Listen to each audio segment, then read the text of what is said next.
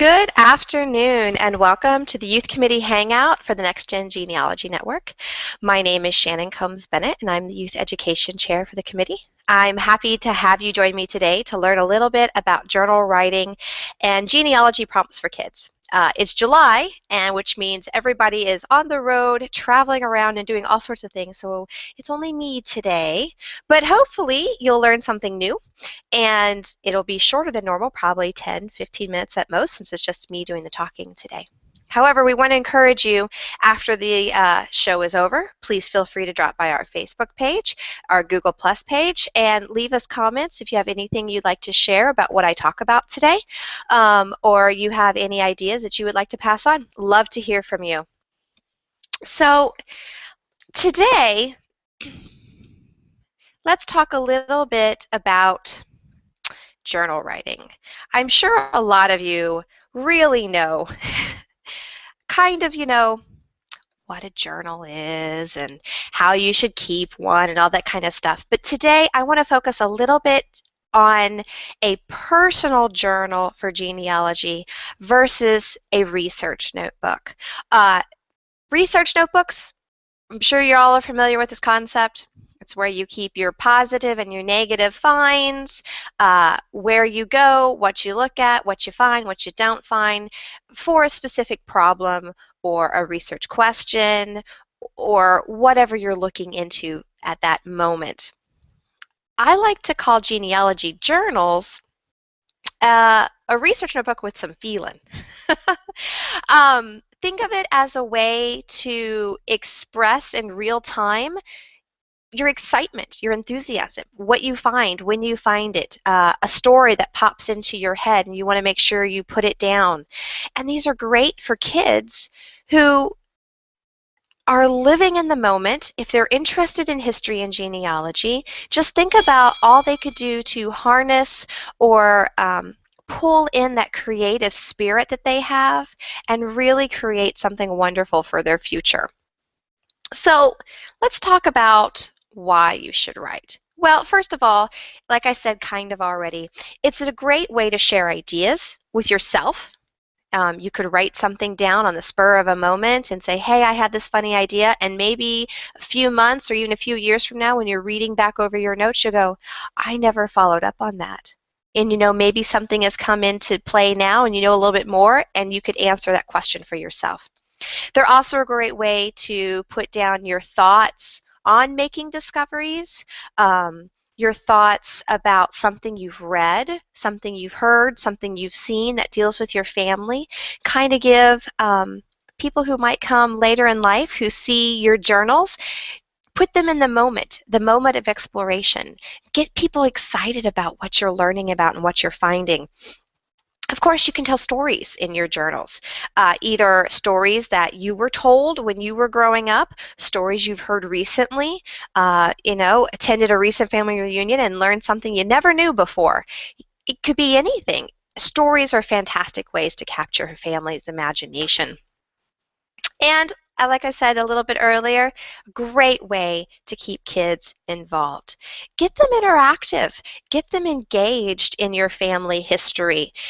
Have them share their experience through words, pictures, video, audio recording, any way, any medium you choose to make a journal. Record that. Just keep it for posterity. Keep it for fun. Keep it so that people know what you're doing now. So when they come back to look at it later, who doesn't want to find that diary in the future, So who can or who should write? Well, honestly, anybody. You don't have to write. You can type it. Like I said, you can do video. You can do an audio recording. You can make picture collages. Anything that gets that spark going for you. Everybody has a story to tell. You might not think you're that important or that interesting or that you don't have anything to share, but I guarantee you that there is a story in you, and you might not think it's fascinating, and you might not think that it's all that glamorous or anybody would be interested in it, but everybody has a story that will be interesting to somebody else. Just tell yours. Tell your families. This is perfect. Genealogy journals are perfect for this. A little bit of history, a little bit of firsthand account, a little bit of thoughts, a little bit of feelings, and it makes for a wonderful, wonderful thing to have. So, sorry, summer allergies have kicked in. A little bit of coughing there. So, the one thing I want to stress is I'm kind of talking about this as an adult, but I really want to make sure that, it's summertime. Who has bored teenagers at their house? This can be a great way also to get kids involved, especially if you have a history buff like I do. Um, I've recently set him on a task to looking through some of the pension records I copied from NARA, and I have him keeping a journal. It's not necessarily a research journal, but it's a journal of, I did this today. These are the cool things I found out. This is what I thought of it. It's as simple as that. We went to Saratoga last week. We had a family vacation up into New York, and we discovered that my husband's ancestor, Philip Greeley from New Hampshire, was at Saratoga. Well, you should have seen the little happy dances going around the visitor center at the battlefield. It really brought it to life, and that went in his notebook that night about how Mom and him sat down at the computer and we looked through the rolls and we found the name, how Dad took a picture of it, which is now in the journal. And he talked about, walking the battlefield and thinking about how his ancestor had been there. Those are great stories. And think about what a wonderful treasure and a wonderful keepsake that will be for years to come. So, not sure about what to write? Well, never fear. That's why there's writing prompts. There are a plethora. I don't know how many different types of writing prompts you can find on the internet, but there are also books you can buy or check out from your local library. There are tons of things. If you just look just a little bit, type in writing prompts genealogy, and you're going to be overwhelmed with the ideas. You could even do things more specifically. If you're interested in having a book or a journal on a specific topic for your family, you can find only prompts, about military, or only about holidays, or only about women, or if you look for it, you can find it, and it will give you wonderful ideas. And then once you start getting in the habit of using either prompts or coming up with a daily idea or a weekly idea, even a monthly idea, the ideas will keep coming, trust me. So what should you write? How should you write would be the next thing, right? Well, you don't have to write if you don't want to. If speaking is easier for you, if you have a small child at home who is still learning the print, still taking up half the sheet of paper for one big word, maybe you guys would like to do a video diary or a audio diary of her or him speaking what they're finding, what kind of discoveries they're making, what stories they want to tell. If you're older and writing and typing is difficult, you can do the same thing. I personally, if I'm doing a journal, I'm a very tactile learner and I like the feeling of paper and pen. And while I do a lot of my work now on the computer, I still find myself going back and creating handwritten journals and handwritten notes. I just like the feel of it, the look of it. It's exciting to me to go back pages and see how when I get really excited, my handwriting gets more furious and faster, and when I'm, feeling sentimental, I've got big loopy letters. It's nice to see. It gives it character and context. But don't be afraid of it. Most important, be honest. Encourage your kids to be honest too. We as human beings have a tendency to want to hide things and to gloss over things or cover the truth, especially if things are painful or hard to deal with or you don't really understand them. And the key to a successful journal, especially for genealogy purposes, if you're planning to possibly, let this be found in the future, or even if it's just for yourself, the more it's for yourself, the more honest you should be with it.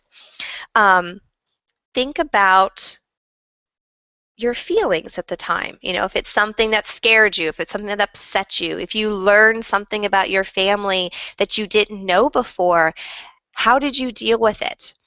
What emotions did it evoke within you? Um, were you shocked? Were you surprised? Did it make you want to go search more? Uh, put all those things down on paper. Not only would you like to look back and read about it and come to terms with those things again in the future, especially as you learn more about whatever subject that was, um, but those researchers who come after you might find it interesting too, because it shows them a little bit of you. So, and you know what? One of the most important things is don't worry about being perfect. These are your thoughts. Don't feel like you have to edit them so that they look like the perfect magazine article. Don't make them go into oblivion by cutting and pasting and rearranging. They're your thoughts. Just let them flow. If you're handwriting entries, yeah, occasional spelling or grammatical mistake, who cares? It's your stuff, right? If you're typing them, yeah, if you feel like fixing the misspelled or the mistyped words, go ahead and do it. Not a problem. But just remember, these are your words, your emotions, your feelings, your thoughts. Try not to edit them out. So I thought I'd give you a few examples real quick about different journals that I have or that I have come across that may help you think about how you could take this idea and bring it to your family or into your own research. First off is I have a typed copy of the handwritten research journal from my second grade aunt that she wrote from the mid-1960s to the early 1980s. It has an amazing wealth of genealogical information in it. She put who she wrote, what she wrote to them, what their replies were, if she went to the library, what she found. A lot of it was a research notebook, the nitty-gritty details and meat and bones of the family information and who she talked to and when she talked to them. But in addition to it, it had a lot of her personality. Several of the entries started off, talking about what the weather was like, or who had visited that morning, how she had to get the car to the mechanic to get the oil changed later that day. It was very real. It was very personable. It was her going about her life and throwing a genealogy in on top of it. So it's a lot of fun to sit there and read it, especially as things happened and people came in and out of her life that I never knew. She gave me a glimpse into relatives that I'd only ever heard stories about or I remember my parents talking about. But here is a real live description of what they had for dinner, how they went to this town together and went shopping and what they bought. Oh, and then she got a letter from California about, her third great-grandfather and what they were doing. So it's really fascinating. I kind of talked about this already, but do a journal completely based on one theme or one series of prompts. So, if you have a family that has deep ties in the military, maybe you want to consider doing a series of military prompts all in one book. You could always do by the prompts that are really popular right now by Julie Goucher at The Angler's Nest, which is the book of me written by you, where it's 52, it's more than that, it's 18 months of prompts where, every week you write about something different about you and your family. I've been participating in that on my own, and it's been very worthwhile. So that's something you could think about doing. And at the end of it, you will have a complete family history book about yourself, about your thoughts, your feelings, likes, dislikes, memories, and all those types of things. You could also make a journal or a scrapbook. A lot of people do this already when they go to visit places or on vacation. Well, why couldn't you do one when you go to a specific repository? Get a small notebook, record your thoughts, your feelings, especially if you're making an adventure of it, like at a conference or you're taking a week-long trip somewhere and you're going to do research and you're going to go visit different things. Keep a daily diary of what you did, who you saw, what your thoughts were, any research breakthroughs you saw. You could reference your research notebook if you want to, so the two of them could actually go hand in hand a little bit. Um, but it could be a lot of fun later on when you go back to look at it and remember and reread what you did, how you got there, and what it was like at that time. And then, of course, here's one for kids. If you have some creative children in your midst, you could always have them create a journal or a series of letters to their future self, telling them all about how I am today. Writing letters to themselves will bring out that creative spark in them. Do a little family history. They can talk about what's going on that day in their family and in their life and what they're looking forward to at the end of the summer, where they're going, how they're feeling. Throw a little bit of a spin on it, make it a little bit of a time capsule, and open it in 10 years and let them read the letters from their younger self about what they were doing that day 10 years before. I hope you can see how there's a lot of different ways you can make a journal a genealogical experience and not just dry facts or a Dear Diary.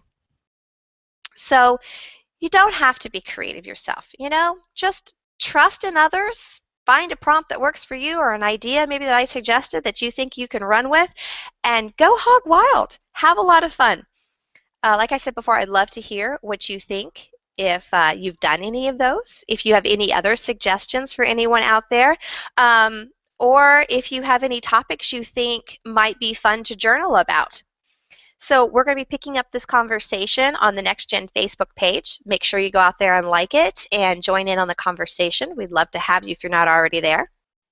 And then our next meeting will be on Thursday, the third Thursday in August, which is the 21st, and that will be at 8 p.m. Eastern Standard Time. The topic that evening will be taking kids to repositories to research. So send me a message via email to education@tnggn.org. If you have any questions on that topic, or if there's something you would like to know about, or if you have any suggestions for future topics for this Hangout. As always, you can be on the panel here with me. Hi, it's lots of fun. I promise I don't bite. And by going out to our website and registering for a seat at the event. It's a lot of fun, and everybody who participates always has a great time, I promise. So good luck. I hope you have fun journal writing and bringing a little bit of genealogy into your family history and your writing and all that kind of stuff. I see you next month. I hope everybody has a great weekend. Bye.